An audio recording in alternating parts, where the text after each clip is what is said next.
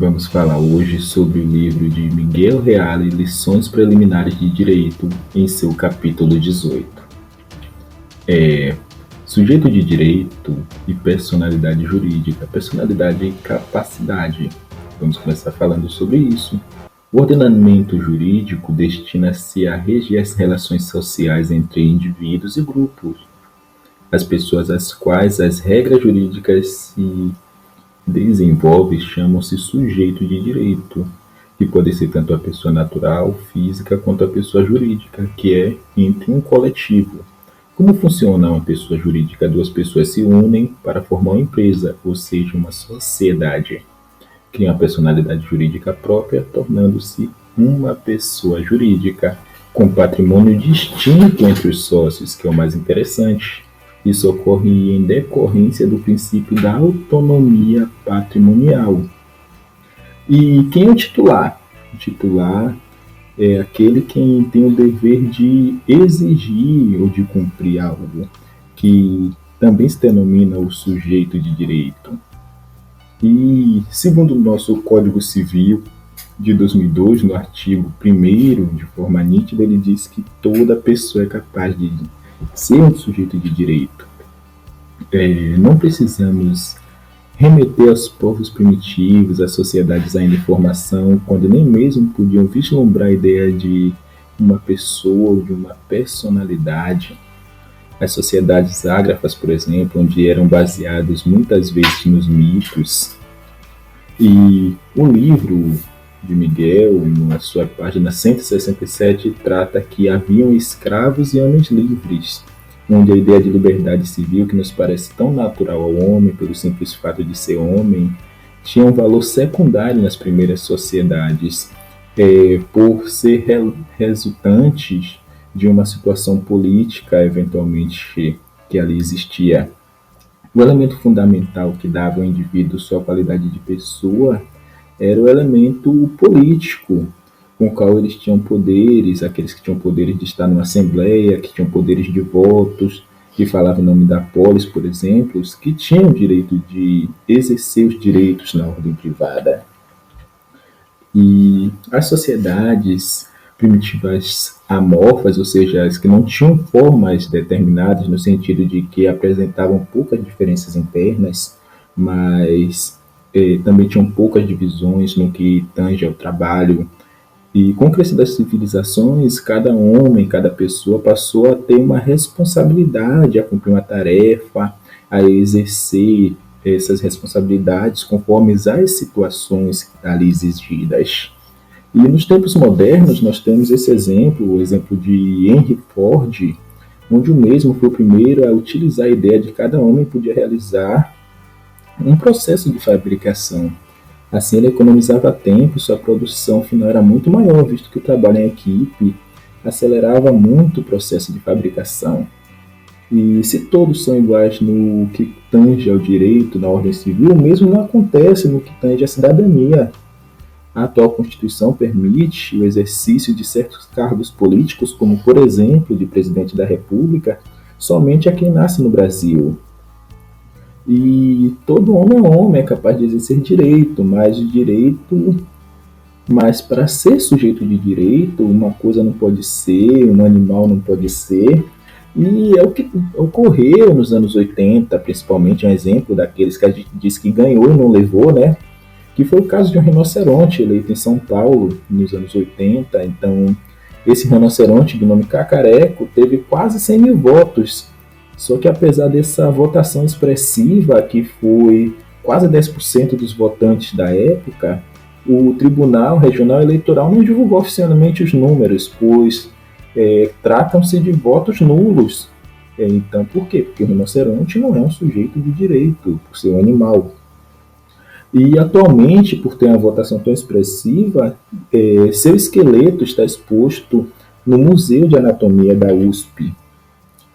E o conceito de capacidade pressupõe certas condições, de fato, que possibilitam o exercício de seus direitos. Assim, por exemplo, uma criança não é capaz, um demente não é capaz. Por que eles não são capazes? Porque o artigo 1º do Código Civil, toda pessoa é capaz de direitos e deveres na ordem civil. E para isso eles têm que adquirir direitos, mas também têm que adquirir deveres.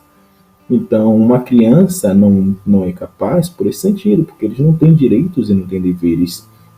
Aquele que possui personalidade natural possui a personalidade de direito. E quando nós falamos das pessoas jurídicas, não podemos realizar os nossos objetivos mantendo-nos isolados, sem laços, com outros homens. Surgem assim os grupos de direitos que disseminam, que também confiam, que divulgam a personalidade jurídica. Na página 171 do livro de Miguel, precisamos entender sobre fixação jurídica. Fixação jurídica, do latim ficto iuris, é um conceito criado pela doutrina do direito para explicar uma situação que aparentemente são contrárias à própria lei, mas que precisam de soluções, sendo do interesse da sociedade. E os romanos fizeram muito isso. Foram mestres no emprego do ficto iuris quando queriam atingir um resultado e dependiam que tinha um embargo de qualquer ordem, que não existia uma lei. Então eles tinham que se adequar àquela situação, criando uma regra, ou tentando utilizar de uma lei já existente que falasse próximo do assunto. E essa técnica é utilizada até os dias atuais. E quando o Estado brasileiro é examinado, nós podemos ver três entidades, que é a União, os estados que são membros da federação e os municípios. Conforme o artigo 18, a forma do Estado é de um Estado federal. O federalismo no Brasil foi instituído por inspiração, no ano de 1988, na Constituição Federal, onde faz parte da Federação Brasileira e da União os estados federados, municípios e também o Distrito Federal. Mas o que vem a ser uma federação? A federação é a união de várias províncias, estados particulares ou unidades federais que se unem em um corpo político ou um estado coletivo, onde reside a soberania, cujo poder ou governo entre eles se submetem. Falando do Brasil, digamos assim, consideram de fora como um todo. Não existe municípios, nem estados, nem união. Existe apenas e tão somente pessoas jurídicas unitárias e o Estado brasileiro.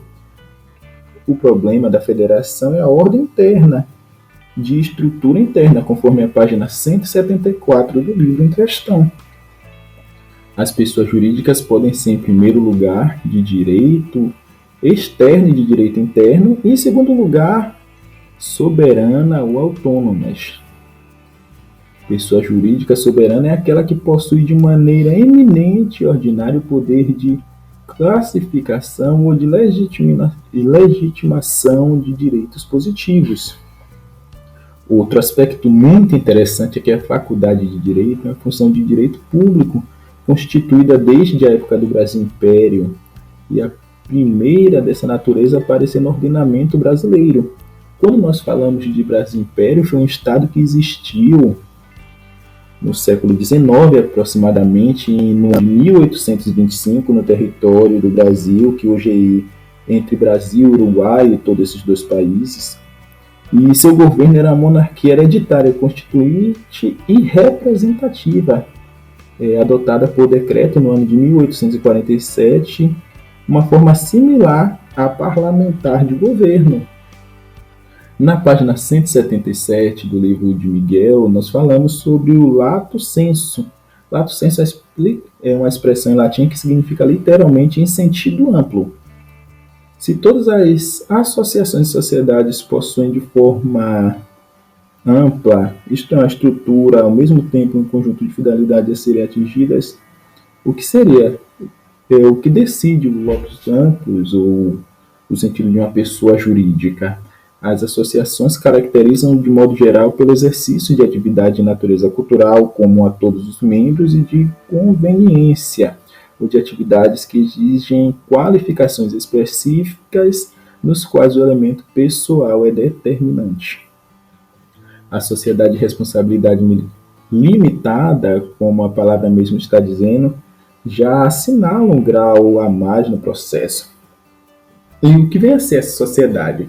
Sociedade de representatividade limitada são aquelas que os sócios não podem ser responsabilizados pelos prejuízos do negócio, para além de suas contas de participação. Portanto, a responsabilidade dos sócios é proporcional ao capital investido, mesmo que todos respondam solidariamente pelo capital total.